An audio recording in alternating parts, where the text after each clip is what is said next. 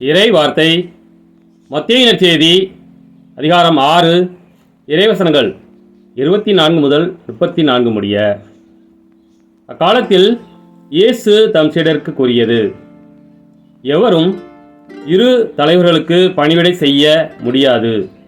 ஏனெனில் ஒருவரை வெறுத்து மற்றவரிடம் அவர் அன்பு கொள்வார், அல்லது ஒருவரை சார்ந்து கொண்டு மற்றவரை புறக்கணிப்பார். நீங்கள் கடவுளுக்கும் செல்வத்துக்கும் பணிவிடை செய்ய முடியாது.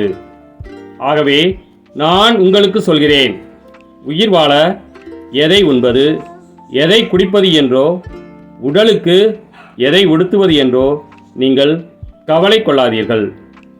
உணவை விட உயிரும் உடையை விட உடலும் உயர்ந்தவை அல்லவா? வானத்து பறவைகளை நோக்குங்கள்.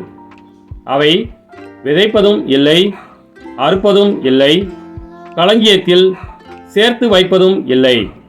உங்கள் விண்ணகத் தந்தை அவற்றுக்கும் உணவு அளிக்கிறார். அவற்றை விட நீங்கள் மேலானவர்கள் அல்லவா? கவலைப்படுவதால் உங்களில் எவர் தமது உயரத்தோடு ஒரு முழம் கூட்ட முடியும்? உடைக்காக நீங்கள் ஏன் கவலைப்படுகிறீர்கள்? காட்டு மலர்ச்செடிகள் எப்படி வளர்கின்றன என கவனியுங்கள். அவை உழைப்பதும் இல்லை, நூற்பதும் இல்லை. ஆனால் சாலமோன் கூட தம் மேன்மையில் எல்லாம் அவற்றில் ஒன்றைப் போலவும் அணிந்திருந்ததில்லை என நான் உங்களுக்கு சொல்கிறேன்.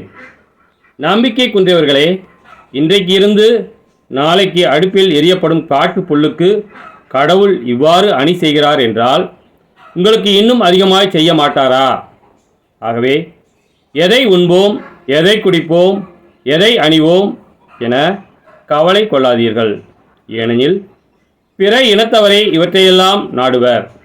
உங்களுக்கு இவை யாவும் தேவை என உங்கள் விண்ணகத் தந்தைக்கு தெரியும். ஆகவே அனைத்திற்கும் மேலாக அவரது ஆட்சியையும் அவருக்கு ஏற்புடையவற்றையும் நாடுங்கள். அப்போது இவை அனைத்தும் உங்களுக்கு சேர்த்து கொடுக்கப்படும். ஆகையால் நாளைக்காக கவலைப்படாதீர்கள். ஏனெனில் நாளைய கவலையை போக்க நாளை வழி பிறக்கும். அந்தந்த நாளுக்கு அன்றன்று உள்ள தொல்லையே போதும். கிறிஸ்துவின் நற்செய்தி.